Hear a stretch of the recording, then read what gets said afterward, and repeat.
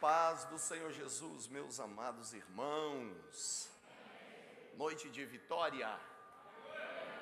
Não, tá fraco. Noite de vitória. Quantos acreditam nessas coisas? Quantos acreditam nessas coisas? Aleluia.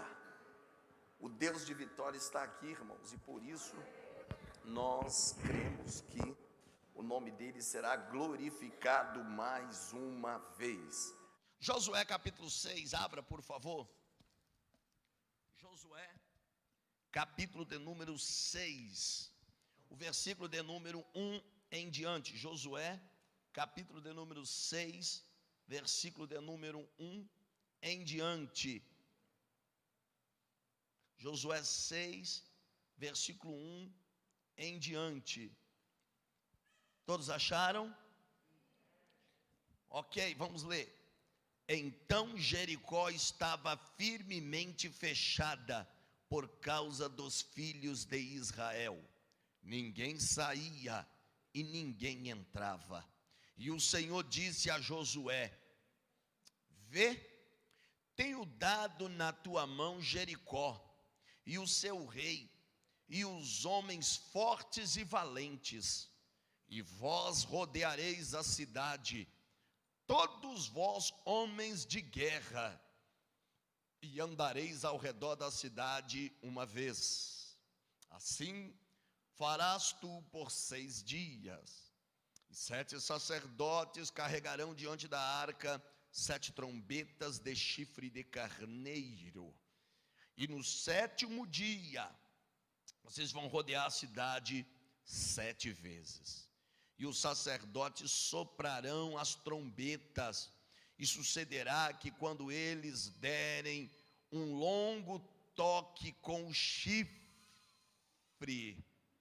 do carneiro, e quando ouvirdes o som da trombeta, todo o povo gritará com um alto brado, e o muro da cidade cairá completamente, e o povo subirá, cada homem direto à sua frente. Amém? Diga graças a Deus por esta palavra. Queridos, essa é uma palavra tremenda, uma palavra poderosa, e que Deus ele tem lições implicativas para nós. Tem lições aqui que, se nós colocarmos em prática na nossa vida cotidiana, pode mudar a história das nossas vidas em um todo. Bem, sabemos que Josué foi aquele que sucedeu a Moisés. A incumbência que Deus lhe dera fora a de liderar Israel para se apoderar da terra de Canaã. A terra que na Bíblia ficou conhecida como uma terra que manava leite e mel. E isso falando do quanto Deus provia, prosperava e abençoava as coisas naquele território. Pois bem, a Bíblia diz que assim que Moisés morreu, Josué atravessa o Jordão, após Deus fazer uma demonstração de poder, mostrando que ele estava com Josué da mesma maneira como ele foi com Moisés. Isso está descrito no capítulo de número 1, o versículo número 5 de Josué. E por que Deus disse, você como eu fui com Moisés? Porque Josué foi um servo muito fiel de Moisés. Ele foi instruído aos pés de Moisés. Ele vivia sempre próximo à tenda de Moisés. Ele aprendeu muito com Moisés. E Moisés era um ancião. E normalmente um ancião, quando pega pessoas mais novas para cuidar, cria esse laço, esse vínculo de paternidade. Tanto que Josué estava triste, angustiado com a morte de Moisés. Por isso Deus lhe aparece e diz: não te mandei eu, seja forte, corajoso, não temas, não pasme, não te atemorize. Mas o problema de Josué não era só a questão de medo, temor da guerra que ele estaria por enfrentar, mas porque o seu pai na fé, porque aquele camarada que ele criou um vínculo havia partido, ele estava muito triste, e ele estava pensando com ele: como que eu vou conseguir liderar um povo que foi liderado por um cara como Moisés? E Moisés não era um líder qualquer. O cara tinha 80 anos, o cara tinha 80 anos de nível cultural, 40 anos que passou estudando a ciência egípcia. O Egito foi e é considerado até hoje o berço da medicina. A habilidade que eles tinham na guerra. Eles eram povos belicosos, estrategistas militares dos bons. Como se não bastasse na medicina, realizaram as primeiras cirurgias, abrindo a cabeça de pessoas e com sucesso. O primeiro teste de gravidez foi desenvolvido por eles. Era um povo tão habilidoso e o nível da inteligência deles era tão grande. A mente dos engenheiros e dos arquitetos dá um nó até hoje, tentando entender como num período tão distante dessa tecnologia avançada que temos hoje, os caras colocavam pedras de até 1000 quilos, uma em cima da outra, formando as famosas pirâmides de Quéops, de Quéfren e de Miquerinos, que hoje é ponto turístico para ser visitado. O Egito era conhecido pela beleza dos cavalos marchadores. As éguas de Faraó eram incomparáveis, disse Salomão. E Moisés foi instruído nessa ciência egípcia. Está escrito no livro de Atos, capítulo 7, versículo número 22. Foram 40 anos instruído na ciência egípcia. O camarada tinha uma bagagem cultural incrível. Depois ficou mais 40 anos no deserto, conhecimento empírico, aprendeu tudo que você possa imaginar sobre deserto, como sobreviver ao deserto, as falsas visões que o sol causticante do deserto pode dar a alguém, os perigos dos répteis do deserto, as caravanas de ladrões que se ocultavam no deserto após o seu saque,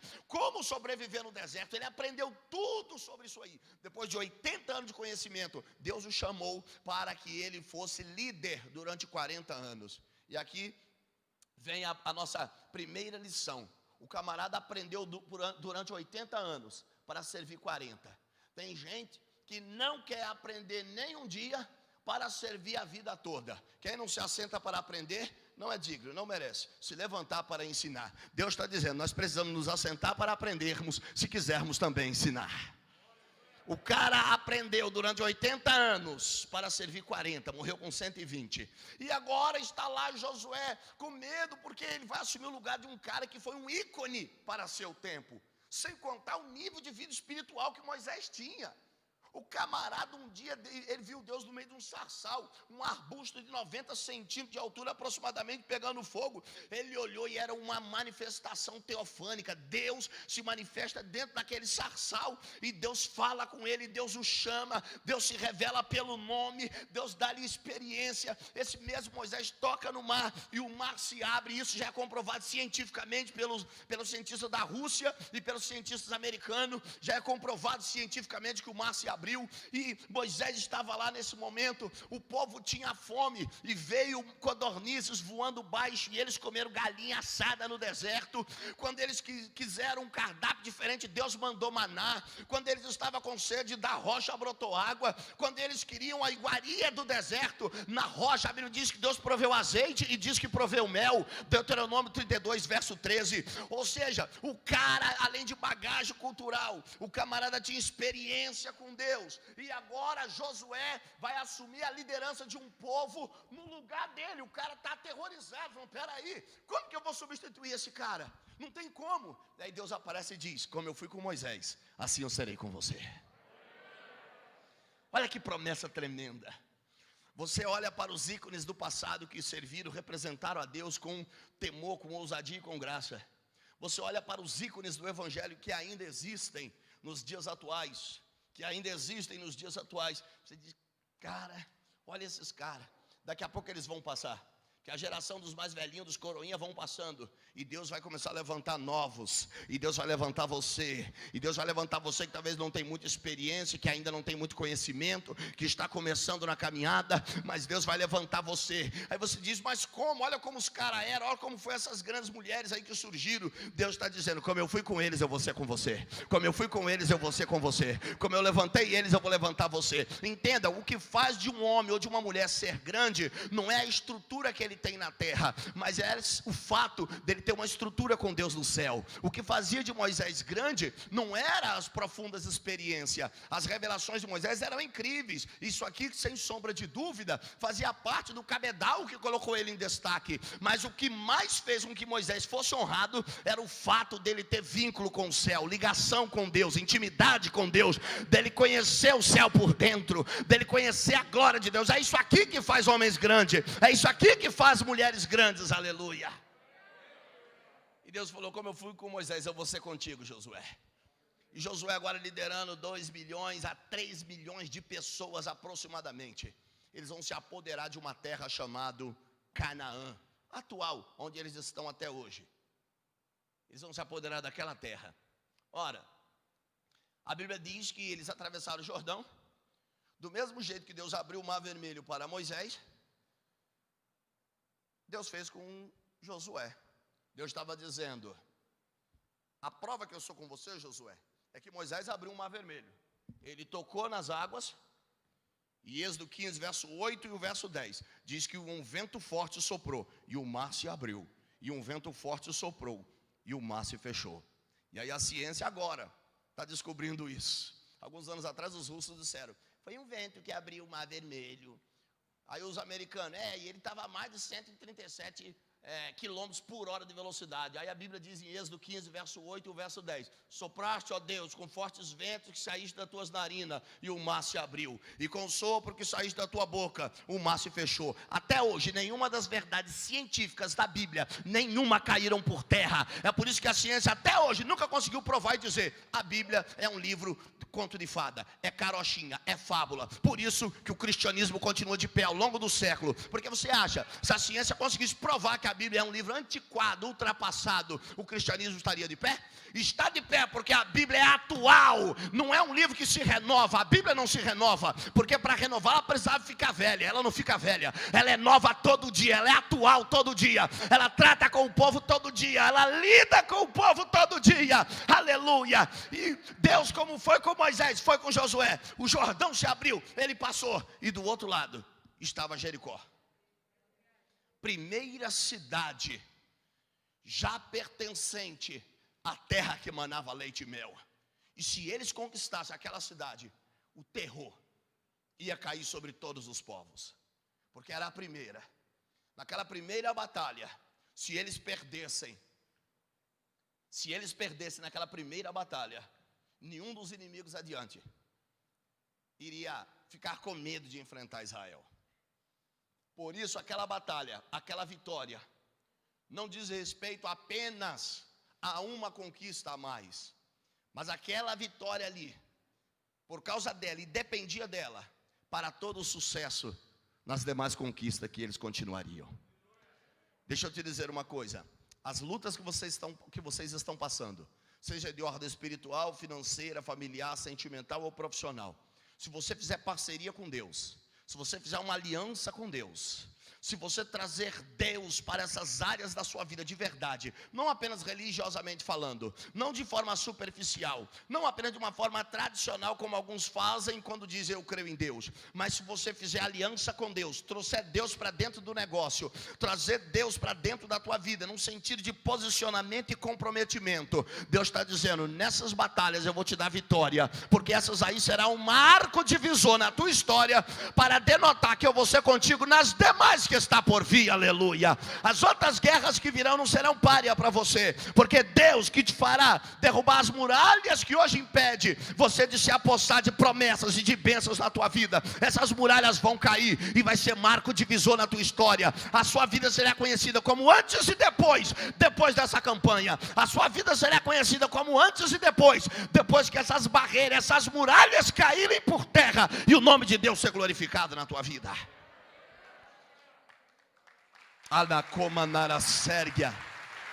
Para quem está vindo hoje pela primeira vez, não entende por que eu estou falando de muralha, que o tema da nossa campanha é esse: derrubando as muralhas de Jericó.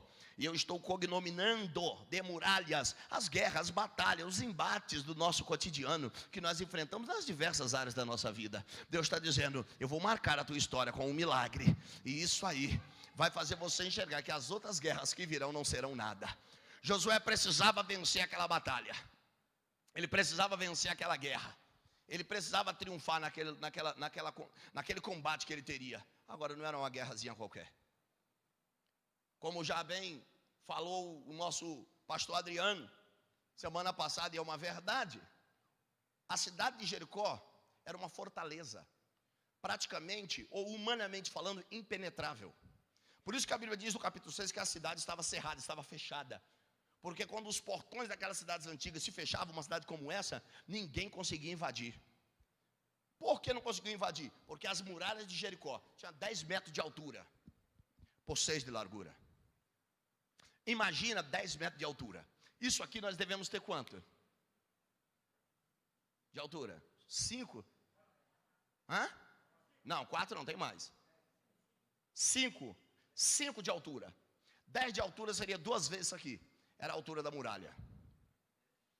Aí você fala, mas isso aqui dá para escalar. Imagina 2 vezes isso aqui, há quase 3.000 anos atrás. Imagina 2 vezes isso aqui, com nas pontas, nos meios, arqueiros, preparado para quem se aproximasse. Imagine isso aqui, e como única maneira seria arrumar escadas para subirem, ou com ariquete viesse e derrubasse os portões, que não era fácil, que era extremamente fortificado. Agora imagine que se eles conseguissem passar por uma muralha com 10 de altura e 6 de largura. 6 de largura dava para correr praticamente 2 carros, um do lado do outro, em cima desse muro. Como se não bastasse, nas partes interiores, se o camarada passasse por essa primeira muralha, ele não sabia que tinha uma outra escondida por dentro, que era mais baixa. A outra tinha 6 de altura por 4 de largura.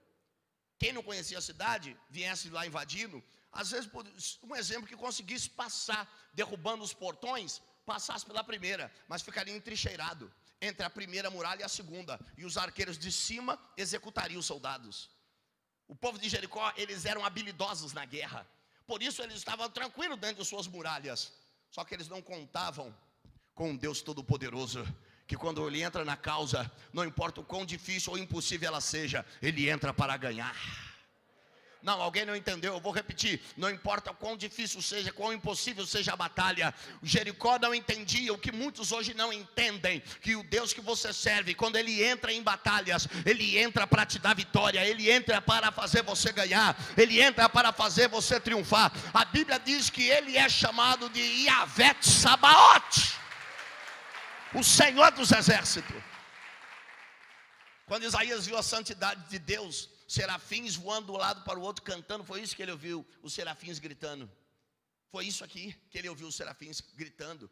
Isaías capítulo 6, santo, santo, santo, é o Senhor dos exércitos.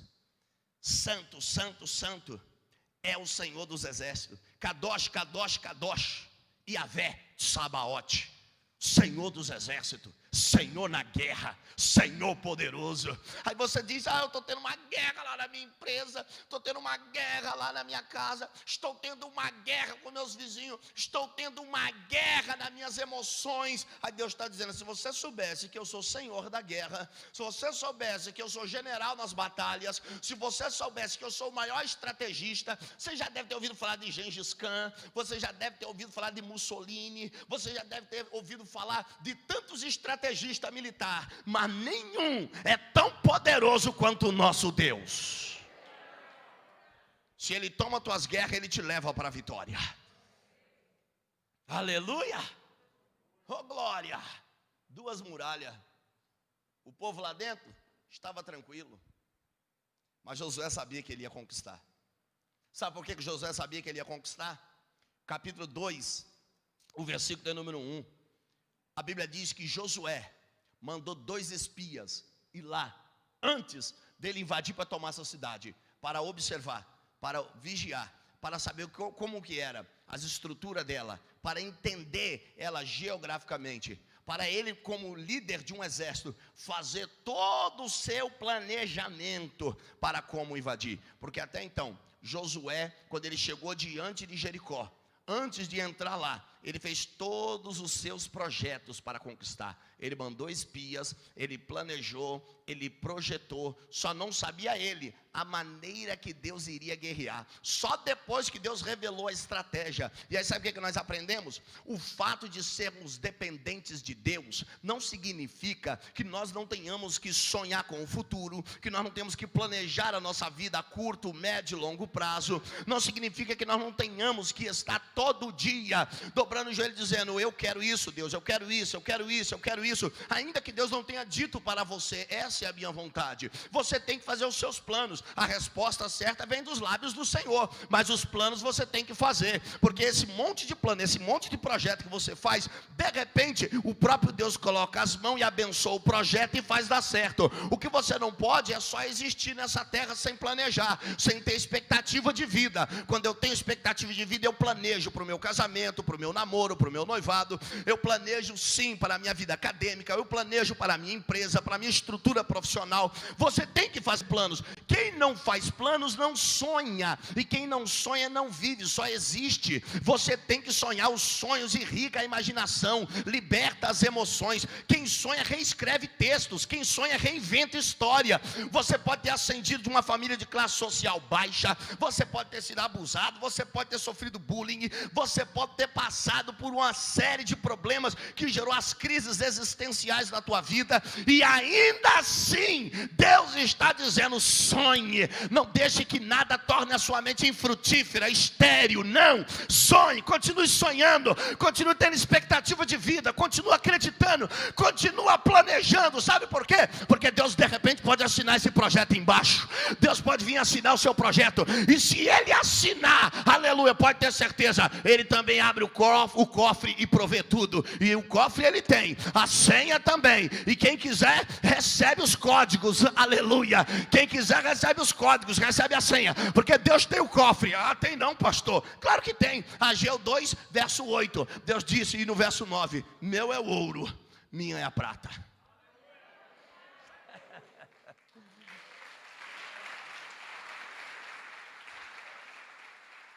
Ele revela os códigos, as senhas, aleluia, do tesouro dele. E com o tesouro dele, meu irmão, você empreende, dá certo. O negócio é que tem gente que não entende o princípio de como funciona o reino de Deus. Você sabe por que muitas pessoas não são abençoadas nos dias atuais dentro das igrejas? É porque às vezes nós, como líderes, pecamos em preparar cristãos só para desfrutar de vida boa aqui na terra. Ué, pastor, mas parece aí que fecha um paradoxo. O senhor diz que Deus abençoa, Deus honra projetos? Sim, mas eu disse que tem um segredo. Quando a igreja só prepara pessoas para desfrutar do melhor nesta terra, a igreja se frustra, não conquistando isso na maioria das vezes.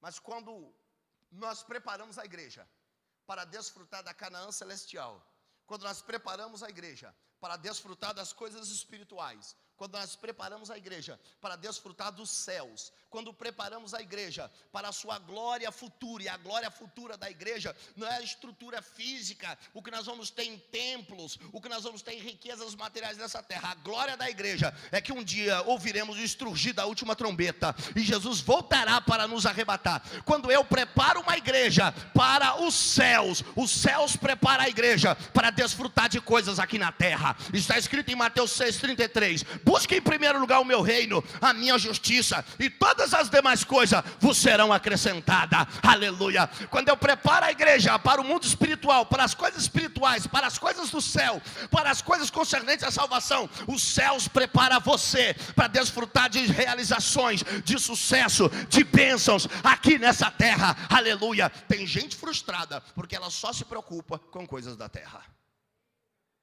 Entra campanha, sai campanha, sai da campanha, faz campanha, entra na outra campanha. Aí diz: por que não dá certo? Deus está dizendo: simples, filho, porque tem um código que libera o cofre, para que você seja abençoado, honrado, até o tutano, como diz o baiano.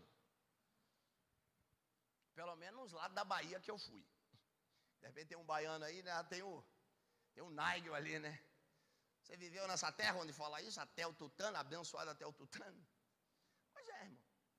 Não sou abençoado até o tutano. Por quê? Porque como igreja, às vezes está preparado para desfrutar de bênçãos e valores dessa terra, mas não está preparado para desfrutar de valores lá no céu. Não se preocupe com a espiritualidade, com santidade, com a fé, com dons espirituais, com o ministério, com a obra, com o reino, com trabalhar para Deus. Ele só quer saber dele, ele. Isso é egocentrismo, isso é egoísmo, isso é pecado. Agora, quando eu me preocupo com o reino de Deus, as demais coisas Deus também me dá, Deus me acrescenta. Quem pegou a visão, diga glória. Isso é código, irmão, isso é código, isso é senha, aleluia. O reino priorizado, coisas na terra te são entregues. O reino priorizado, coisas na terra te são dadas. Aleluia. Glórias a Deus. Aleluia. Ei, entenda, tremendo, profundo. Josué, ele vai conquistar. Mas ele, antes dele conquistar, ele traçou planos, projetos. Ele enviou espias para ver. Ele enviou espias para observar. Você precisa ver com os olhos da mente, com os olhos da fé, tudo que você deseja conquistar na vida. Tudo que Deus te prometeu, tudo que Deus falou que vai te dar, você tem que enxergar aqui primeiro. Tudo que eu quiser conquistar nessa vida, eu tenho que conquistar aqui primeiro. É em dois campos por onde passa as conquistas da vida. Primeiro na mente, aí depois ela se manifesta no mundo físico. Se você não conquista aqui, também não se manifesta no mundo físico.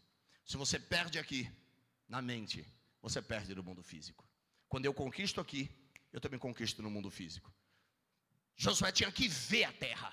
E ele foi, mandou os espias, e os espias observaram. Eles olharam, eles viram. E quando eles viram, eles voltaram. Por quê que os dois espias foram enviados? Porque eles tinham que voltar com um relatório para inflamar o coração do povo. E os caras que foram chamados para ir, não era qualquer um não. Eram os melhores. Porque eles tinham que ir, enxergar, voltar e passar a visão. A conquista era grande, a batalha era grande, mas o povo precisaria ter a visão certa da coisa, para que o povo se motivasse a ir, senão o povo ia ficar para trás com medo.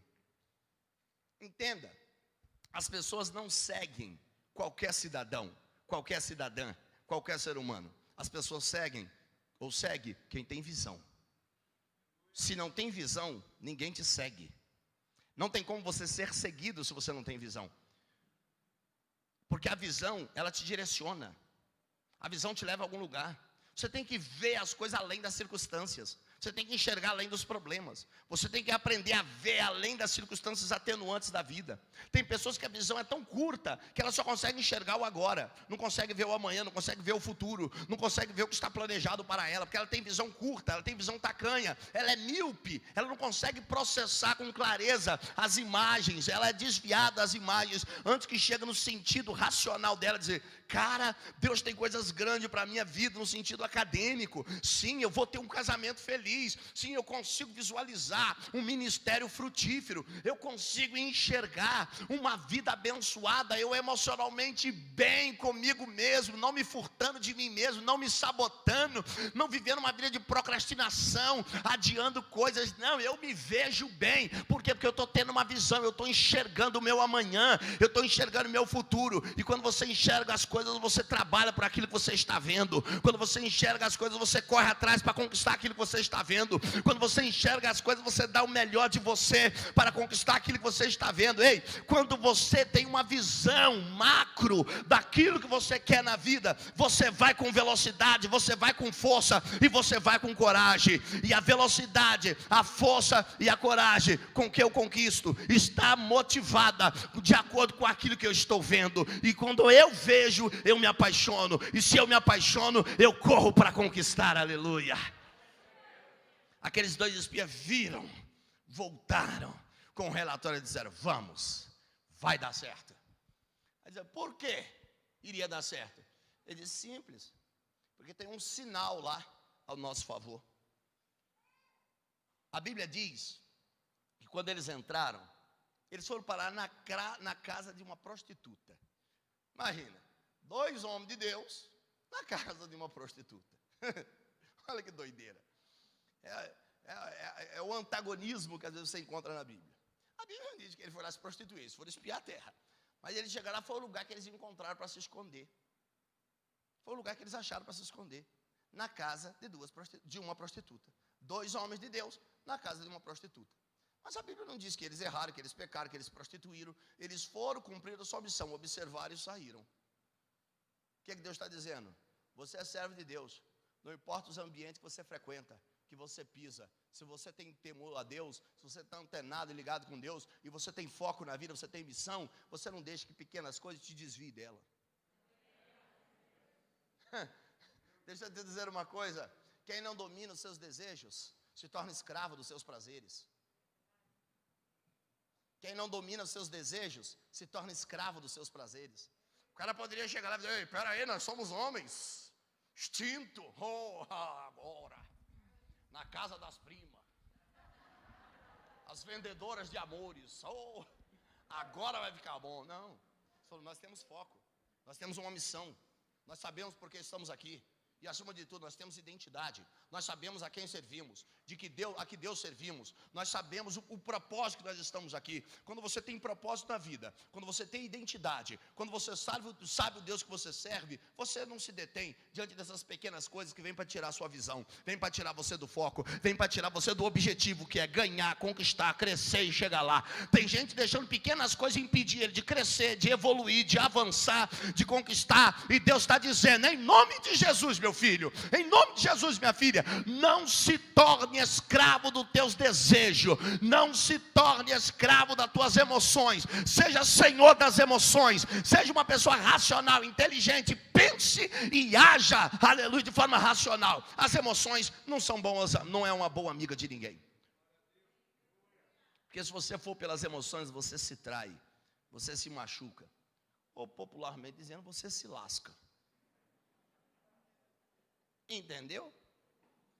Hoje em dia está cheio de gente mimado, que não vive pela razão, vive pela emoção. Por isso estão se lascando. Jovens se lascando, irmãs se lascando, irmãos se lascando, adultos se lascando, todo mundo se lascando. Ai, estou lascado na vida. Chico ganha até não sei aonde mais. Ai, porque nada dá certo para mim. Ai, porque a empresa faliu. Ah, porque deu problema não sei aonde. Deus está falando: ei, para de ser guiado pelas emoções.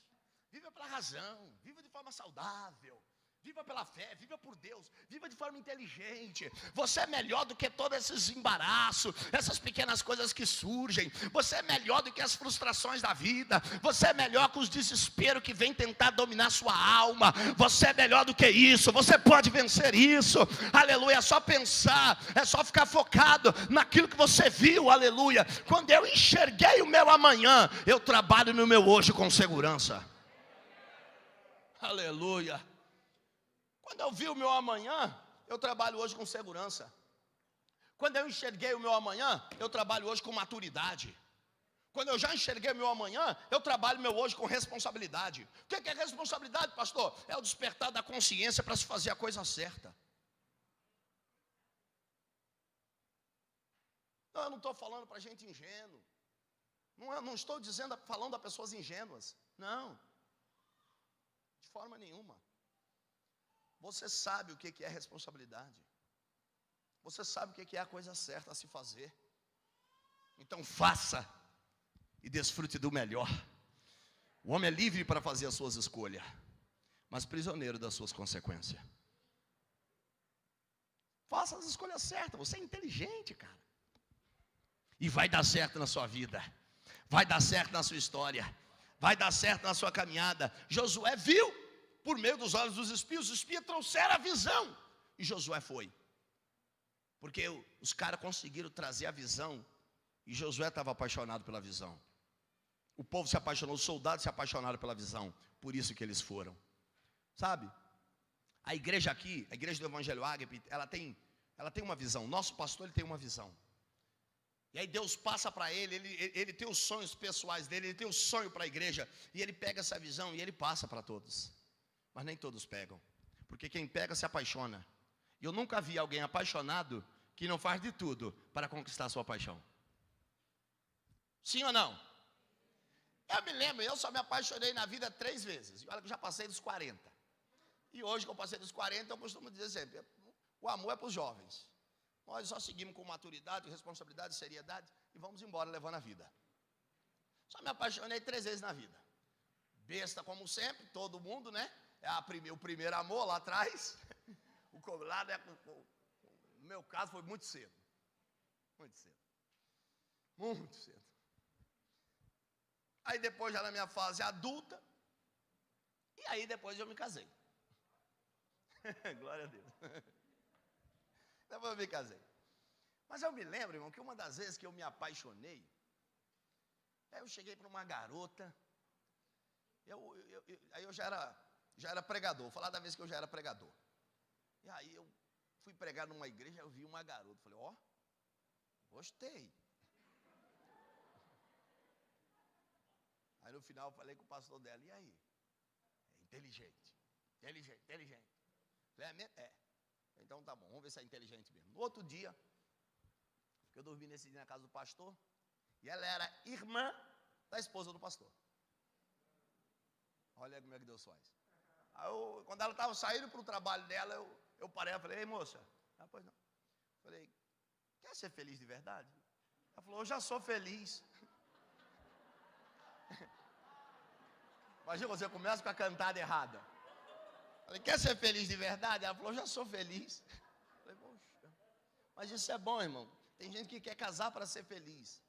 Aí casa e só desgraça a vida um do outro. Seja feliz primeiro, depois se casa. Que aí você não depende de A ou B para ter o seu humor lá em cima. Seja feliz primeiro. Depois que você estiver feliz consigo mesmo, aí você casa. Aí ela disse, não, já sou feliz. Falei, não, porque na hora vem a mente, né? Falei, não, mas não estou falando só desta felicidade. Estou dizendo de uma felicidade que você nunca viveu na terra. Ela desconversou, voltou atrasado, deixou ele trabalhar. E foi trabalhar. E aí eu falei, eu comecei a gostar daquela guria. E foi uma coisa instantânea, irmão. Foi um negócio assim, paixão, né? Paixão. Falei, tem que ser ela. Eu ia ficar lá a semana toda, fui lá. Eu sou antigo, irmão. A turma mais nova não faz essas coisas. Eu sou antigo. Fui lá, comprei uma caixinha de Ferreiro Rocher. Comprei um buquê de flor. Falei, não, eu quero mais caro. Mandei fazer um buquêzão de flor daqueles bem top. Fui até a irmã dela. Falei, qual é o endereço que ela trabalha? Falei, então, no centro de São Paulo. Falei, beleza. Fiz o cartão, todo, mandei. Poxa. Passou uma semana, a resposta veio. E aí estamos casados até hoje. Porque quando se tem paixão, se corre, se esforça, se faz para conquistar o alvo da sua paixão. A igreja ela tem uma visão, porque o nosso pastor tem uma visão. Ele passa para a igreja os objetivos, os alvos onde nós queremos alcançar. Mas nem todo mundo se apaixona pela visão. Porque quem se apaixona pela visão, veste a camisa. Quem se apaixona pela visão, trabalha para ajudar no cumprimento dela. Quem se apaixona pela visão, se empenha por ela. Deixa eu te dizer uma coisa, a nossa igreja tem muitas visões, aliás, tem uma visão, nosso pastor, com muitas coisas que querem conquistar. Agora, quem pegou a visão, trabalha para realizar. Quem não pegou, fica meio que flutuando, fica meio por fora. E aí quando a igreja tiver suas grandes conquistas, você vai olhar e dizer, eu não participei disso. Mas quem abraçou a visão, vai dizer, eu peguei isso aqui. E eu sou parte disso. Deixa eu te dizer uma coisa. Nós, cristãos, às vezes nós somos egoístas. Queremos que aquilo que nós vimos, nós queremos conquistar. As coisas que nós enxergamos na vida, nós queremos desfrutar. E às vezes queremos até que pessoas nos ajudem. Eu queria tanto que alguém me ajudasse a conquistar isso, a conquistar isso, a conquistar isso. Mas não quer que todo mundo se apaixone pela visão dele. Mas ele não se apaixona pela visão dos outros. Quer que todo mundo ajude ele a conquistar coisas na vida, sim ou não? Mas quando fala de vamos ajudar o fulano a conquistar, o que é que ele faz? Se omite. Sabe o que Deus está dizendo? Quando nós aprendemos a termos empatia, a olharmos as dores dos outros com a visão deles, quando nós aprendermos a olhar para a paixão dos outros e lutarmos para realizá-las, quando nós começarmos a ver a promessa dos nossos irmãos e lutarmos pelas promessas dos nossos irmãos, quando nós começarmos a olhar, enxergarmos e dizermos, eu vou ajudar, eu vou abençoar, eu vou investir, então com certeza Deus também vai fazer o mesmo comigo, e Ele vai fazer, e Ele vai colocar pessoas no teu caminho que vai fazer o mesmo, que vai se apaixonar pela sua visão, pelos seus objetivos, por aquilo que você quer conquistar, porque Deus, meu irmão, Ele ama a reciprocidade, tanto dos seus servos, um para com o outro, da mesma maneira que Deus nos é recíproco. Aleluia. Da mesma maneira que Deus nos é recíproco. Diga a glória a Deus. Josué recebe a visão, porque os espias passaram, e Josué passou a visão para os soldados, e todo mundo foi para cima. Bora conquistar Jericó. Mas os dois espias falaram, espera aí, Josué. Nós temos que te falar algo. Nós fizemos uma aliança lá em Jericó. Teve uma prostituta que nos hospedou. E nós ficamos na casa dela, porque aquela mulher tinha algo diferente. E não era o sexo. que ela tinha diferente? Porque quando os espias chegaram naquela terra, a Bíblia diz no capítulo número 2 de Josué, o versículo 3 e 4, que o rei daquela cidade mandou os soldados andar em toda a cidade, procurando os espias. Mas peraí, os espias foram secretamente enviados. Como que foi descoberto que eles estavam ali? Qual foi o vacilo que eles deram? Será que eram as características com que eles se vestiam? Porque existia isso, né, entre povos daquela época, questão de cultura da época. Não se sabe, a Bíblia não diz porquê, mas eles foram descobertos. E logo alguém foi lá no ouvido do rei fofocar. Gente, esse tal de fofoca não é de agora. Não é só coisa do fuxico gospel, não, irmão. Aliás, eu queria saber quem foi o endemoniado que inventou o tal do fuxico gospel. Porque se é fuxico gospel é coisa que crente inventou. Se crente inventou negócio para ficar fofocando, esse crente é do Satanás. E tem crente que vive atrás de fuxico gospel. O fuxico gospel, no quinto dos infernos para lá, meu irmão. Fuxico, isso não é coisa de Deus não, irmão. Fofoca não é coisa de Deus não. Lembra, a Bíblia diz no livro de 1 Samuel, 2 Samuel capítulo 2, de Doeg, o fofoqueiro. Já leram essa passagem? Doeg, o fofoqueiro. Por causa do cara, irmão, 80 sacerdotes morreram. Davi estava em fuga de Saul. Ele parou em Nod. Em Dod. E quando ele parou lá, em Note. E quando ele chegou lá, foi até o sacerdote e disse: ei, meus soldados, estamos com fome, estamos numa missão. Ele disse: olha, não tem mais, tem os pães da proposição, que só os sacerdotes podem comer. Se os meninos não tiverem vacilado por aí, pecado e etc e tal, eles podem comer do pão. Então Davi pegou os pães, falou: tem uma espada aí também, eu estou precisando para ir para na guerra, estou numa missão, estou sem minha espada. Falou: tem aquela de Golias, que está ali atrás, dentro do tabernáculo, aquela que você usou para matar Golias. A própria espada do Saul falou: serve essa mesmo.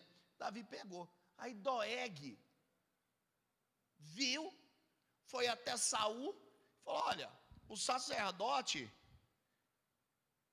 junto com seus irmãos levitas, hospedaram Davi, seu inimigo.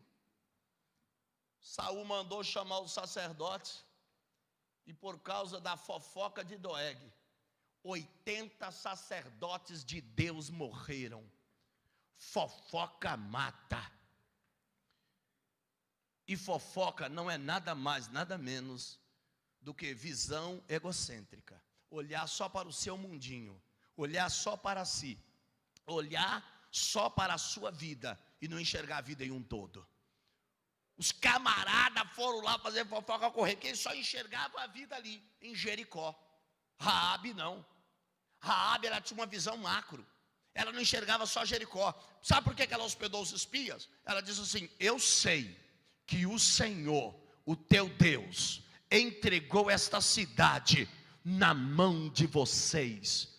E por causa disso, eu vou ocultá-los, eu vou escondê-los. Mas quando vocês conquistarem esta cidade, a mim e a minha família, eu quero que vocês salvem. A mulher era uma prostituta, mas a mulher tinha uma visão incrível, porque ela não enxergava no micro, ela via no macro. Ela não via só as circunstâncias atenuantes do momento, do que estava sob Jericó. Ela estava enxergando o amanhã, ela estava enxergando o futuro, ela estava vendo o que estava para acontecer. Não importa quem seja você, se você tiver visão, você vai ir para o lugar certo. Porque quem tem visão sabe para onde está indo. A Bíblia diz que os dois espias falaram: eu vou te dar uma fita escarlate, um vermelho, bem caindo para um tom mais escuro. E quando nós estivermos invadindo essa cidade, eu quero que você coloque essa fita tremulando na janela da sua casa. Quando nós invadirmos, esse vai ser o sinal da aliança que existe entre nosso povo e você. Nosso povo e a sua casa. A aliança que existe entre nosso povo e o seu povo, e a sua família, entre você e o nosso Deus. Essa fita tremulando na janela, eu vou dizer para os nossos soldados: ali vocês não invadam, ali vocês não ataquem, ali vocês não destruam. E aquela fita tremulante, ela era uma figura arquétipa, ela tem um simbolismo profundo. Aqui nós vemos um modelo, uma tipologia de Jesus Cristo que morre na cruz do Calvário. Quando nós temos essa fita tremulando, o sangue vermelho do Cordeiro, a morte de Jesus, quando nós aceitamos Jesus como nosso Salvador, nós fazemos uma aliança com Deus. Ele está dizendo, não importa quantos inimigos te ataquem, os juízos que venham sobre a terra, eles não te atingirão, porque você tem aliança com Deus. O sangue vermelho do Cordeiro corre sobre a sua vida, portanto você está protegido, você está abençoado, você está guardado, você será ajudado. A fita tremulante era o sinal da aliança entre a casa da prostituta e o povo de Deus, o povo que servia a Deus, e aquilo fez a total diferença. A casa dos pobres era construída em cima da muralha extensa, larga, alta e larga. A casa dos pobres era construída em cima das muralhas. O pobre sempre foi colocado, às vezes, na frente, né, para se lascar, né? Vamos colocar os pobres para se lascar. Aí construía, a casa dos pobres era construída em cima da muralha. Olha que covardia conosco, irmãos. Covardia conosco, né? Conosco não, né, irmão? Que nós não somos pobres, né? Nós não somos pobres, não. Podemos estar sem dinheiro. Ser pobre é estado mental. Estar sem dinheiro é temporário quando você tem a mente rica. Quem tem a mente rica aí? Fala para o irmão que está do teu lado. Fala, você não é pobre. Fala, você só está sem dinheiro. Fala de novo, fala, você não é pobre. Você só está sem dinheiro. Fala com ele agora, quando você tem a mente rica, o dinheiro virá. Aleluia! Quem toma posse disso? Uhul!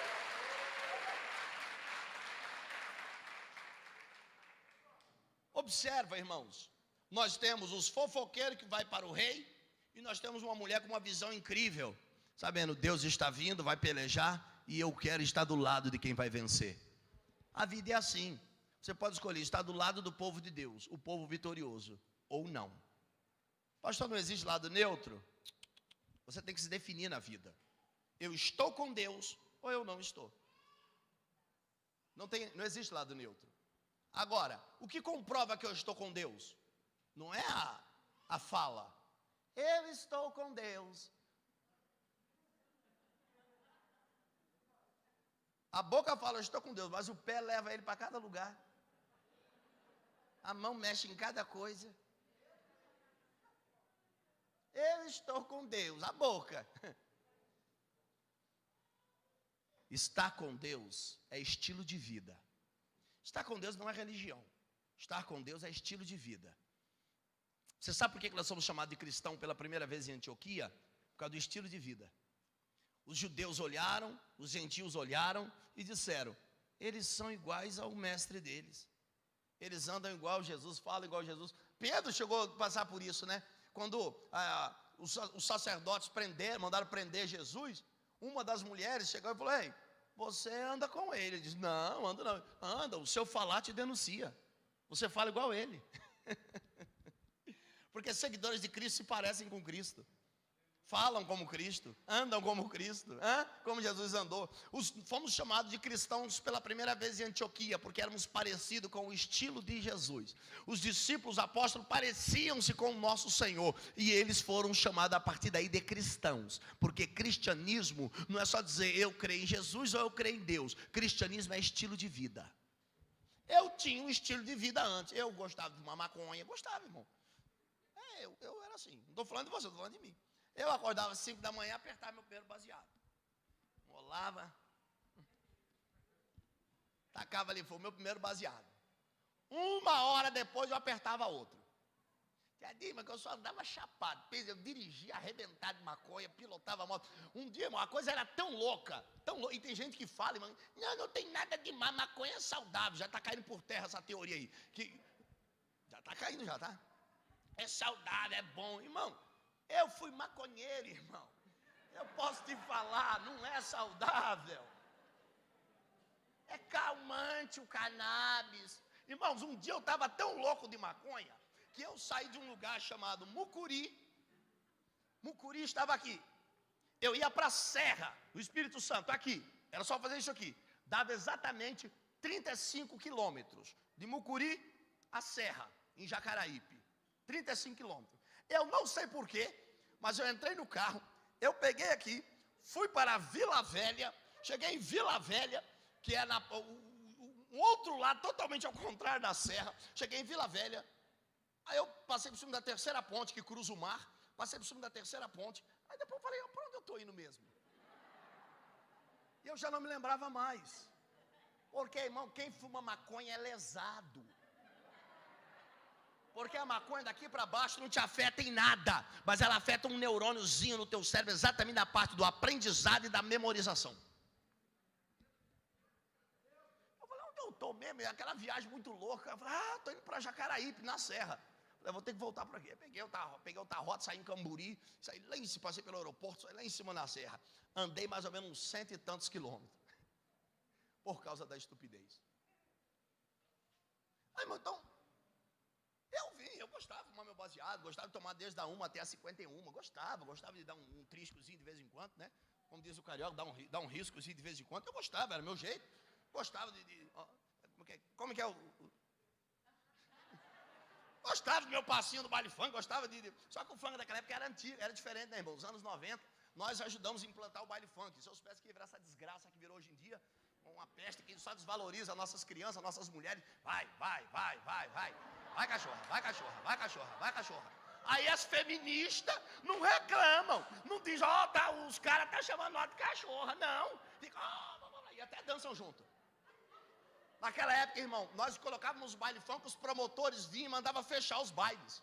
Nós tínhamos que fazer passeata, manifestações. Foi uma luta para nós implantarmos o funk no Brasil, mas naquela época era outro nível, aí virou essa desgraça que está hoje. Irmão, pensa num trem difícil. E eu era funkeiro nada, irmão. Fim de semana, sexta-feira eu ia para o Rio Branco, só para o corredor. Naquela época tinha muito os bailes, as brigas de corredor. E para o baile do corredor, a gente batia daqui, batia de lá, aquela galera de lá, galera fica batendo. Quando acabava o porradeiro, a gente pegava na mão do outro. Pô, valeu, sexta-feira estamos aí de novo, cada um ia para sua casa. Era chamado encontro de galera. Aí no sábado não, no sábado era de ir para o baile, já era o baile do Clube do Império. Era só para ir para namorar, para agarrar as meninas. E vice-versa. Irmão, cada um viveu o seu estilo de vida. Agora, um dia eu me entreguei a Jesus. Aquele estilo de vida ficou de lado. E eu passei a viver um novo estilo de vida, aleluia! E o trem é tão bom que eu estou até hoje. Eu tenho medo de aceitar Jesus, eu vou virar um besta, um radical.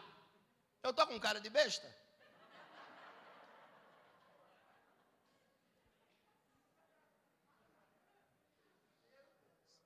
Quem me conhece, que sabe que eu sou casado direitinho, pode pensar outra coisa, né? Mas a cara de besta eu não tenho não, irmão. Diga a glória quem tem glória. Estilo de vida. Quem se arrependeu aqui de ter aceitado Jesus? Alguém se arrependeu? Alguém aqui se arrependeu de estar vivendo esse estilo de vida em Cristo? Alguém se arrependeu? Olha, pastor Washington, o que está vendo com o senhor? Pastor João, coloca a mão na cabeça do pastor Washington. Glória a Deus, quem está entendendo, diga glória. Ei, escuta isso aqui. Isso aqui é forte. Estilo de vida. Aquela mulher falou, peraí, não quero mais, eu quero mudar de vida. Eu vou ficar aqui com os fracassados, com os perdedores. Porque ela enxergava adiante, ela entendia vida eterna, ela via vida eterna, ela sabia que havia um projeto maior para ela no futuro. Ela teve uma visão disso. Você não sabe quem foi Raabe? Abre Mateus capítulo 1, começa dizendo assim, genealogia de Jesus. E fulano, gerou fulano, gerou fulano, gerou fulano. Você que não gosta de chegar nessa parte da Bíblia, que diz que fulano, gerou fulano, gerou fulano, gerou fulano, gerou fulano, gerou fulano. Só que se você continuar lendo que fulano, gerou fulano, gerou fulano, gerou fulano, vai dizer que um cara chamado Salmão, e não era um peixe, era um judeu, se casou com Raabe, um israelita. Se casou com Raabe. Ela deixou de ser garota de programa, virou uma mulher de Deus. Porque a igreja, irmão, é assim, é cheia de ex. Tem o ex-mentiroso, o ex-fofoqueiro, o ex-baderneiro, o ex-bagunceiro, o ex-caloteiro, tem o ex-traficante, o ex-assaltante, tem de tudo, irmão. Mas lavado e remido, transformado. Um dia eu falei, dia eu estava conversando na rua, evangelizando um camarada numa quebrada. Aí eu olhei pelo cara assim, eu falei, eu estava falando da onde Deus me tirou. Só que ele não entendeu, irmão. É muito fácil. Você aprontou tudo que tinha que aprontar na vida e depois vai para a igreja. Aí eu parei para pensar, falei, meu Deus, e agora? O que eu falo para ele? Porque nessas horas, né? A gente fica, e agora? Isso aqui é para poucos, irmão, mas é o segredo. Aí eu falei, meu Deus, e agora? Aí Deus me falou, fala para ele assim, não, você está certo. É melhor eu continuar com um fuzil na bandoleira, um G3, ou um Fauna, ou um Ruger, ou um Sing Sauer. Sim, você está certo. É melhor eu continuar na bagunça. Com uma loira do lado, eu entrava dentro de um shopping e saía de lá com 300, 400 mil em ouro. Eu estou falando diante de Deus, irmão. Quando eu comecei com 10 aninhos de idade, eu era um pirralhinho. Pegava porcaria, até biscoito eu roubei quando eu tinha 10 anos de idade. 11. E é porque eu gostava muito de chocolate. Eu gostava muito de biscoito, dessas coisas. Quer me conquistar, me dá biscoito. Biscoito de chocolate recheado, essas coisas assim. Eu me lembro que quando eu tinha meus 8, 9 aninhos, tinha uma vizinha da minha mãe, e ela tinha uns gurias, naquela época eram os playboyzinhos, né? Eles andavam no Monza, Tubarão, naquela época, né? Dos anos 90, que ele tinha um Monza, ele era rico, daquela época. E aí, eles comiam os biscoitos, uns bolos gostosos, não me convidava para as festas dele, para participar do aniversário, e os bolos tudo gostoso, eu ficava olhando assim, eu com o pé no chão, com a bermudinha rasgada, eu falava, meu Deus do céu, eu queria isso também. Eu falava, eu vou na padaria buscar um biscoito para mim. Eu ia lá, colocava dentro da cueca, eu já coloquei aquele chiclete ping-pong, que era uma caixa, que vinha mais ou menos com 50 chicletes. Eu coloquei, irmão, era a caixa de ping-pong assim, colocava uns batom aqui assim, aquele iticoco do lado, e eu colocava, estou te falando, eu saía era com muito, e os biscoitos recheados, e eu ia para a quebrada e comecei assim, mas depois a coisa engrossou. E aí a coisa ficou mais séria. E aí eu falei para esse cara, realmente, eu poderia andar com um fuzil na bandoleira de um lado para o outro, em vez de ir para a igreja. Ele, não, mas também não é assim. Eu falei, se eu me entrego a Cristo, Jesus me alcança, me tira de dentro de Bangu, de dentro de uma cadeia, me faz de mim uma pessoa boa, você não quer que eu seja uma pessoa boa? Aí esses dias eu fui pregar numa igreja, não vou dizer o nome, muito rígido, gravata até. E aí o pastor falou, não, que nós não damos testemunhos, essas coisas, que escandaliza o povo. Eu falei, eu achava que o que escandalizava o povo era pecado, e não testemunho que Jesus libertou. Ou estou escandalizado, porque Jesus salva a prostituta, o homossexual liberta e transforma em mudo, e ele casa e vira um homem de Deus? Porque o cara abandona as drogas e se torna um homem de Deus, a menina abandona as drogas e se torna uma mulher de Deus, deixa de ser mais lisa que sabonete, que passa na mão de todo mundo e vira uma benção, uma mulher decente? Isso aqui não é legal? Isso aqui escandaliza? Uma mentira, fofoca, palhaçada, um monte de coisa, não escandaliza o povo. Dá licença, rapaz, eu não prego aqui também mais não, vou embora. Irmão, quem me conhece sabe que eu sou assim, irmão, não me tira do sério não. Vou embora. Irmão, a coisa é séria. Cristianismo é estilo de vida. Jesus te muda por dentro e te muda por fora. E não tem coisa melhor do que estar em Jesus. Aleluia. Quem tem glória, diga glória. Vamos encerrar para nós orarmos. Ei, a Bíblia vai nos dizer que a ordenança de Deus para Josué foi isso. Vocês vão rodear a cidade. Os israelitas vão ficar em Gilgal. O povo fica em Gilgal. Um pouquinho, 3 quilômetros antes de chegar em Jericó.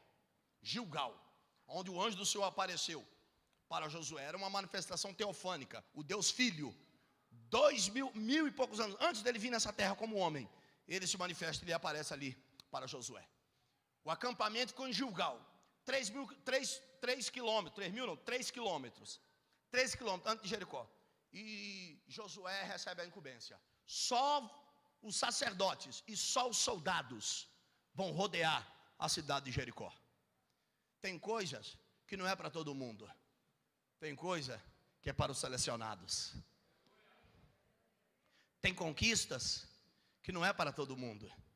Tem conquistas que é para os selecionados. Quem faz parte? Quem está no bonde? Quem faz parte dos selecionados? Aleluia, não ouvi. Quem faz parte dos selecionados para conquistar? Quem foi selecionado para conquistar? Quem foi selecionado para conquistar? Deixa eu ver quem foi selecionado. O povo ficou em Gilgal. Josué pegou só os soldados. E Josué vai fazer uma loucura, porque ele está diante da direção de Deus. Deus disse: não coloque soldados na frente. Na frente coloca quem canta. Na frente coloca quem louva. Porque qualquer batalha, para você ter vitória, primeiro você precisa saber adorar aquele que te dá vitória.